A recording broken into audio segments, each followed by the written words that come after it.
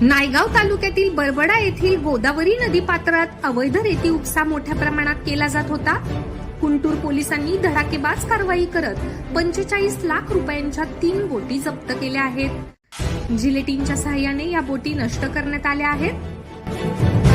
सहाय्यक पोलीस निरीक्षक विशाल भोसले यांच्या नेतृत्वाखालील पथकाने टाकळी, बरबडा, वजीरगाव परिसरातील गोदावरी पात्रात अचानक धाड टाकली।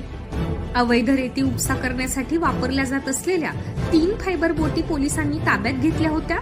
दुसऱ्या दिवशी गडगा येथून परवानाधारक स्फोटकांची मदत घेऊन जप्त केलेल्या बोटी आणि अवैध उपशाचे साहित्य उद्ध्वस्त करण्यात आले। या बोटींची एकूण अंदाजे किंमत 45 लाख रुपये असून बोटींविरोधातील कारवाईने परिसरातील वाळू माफियांचे धाबे दणाणले आहेत।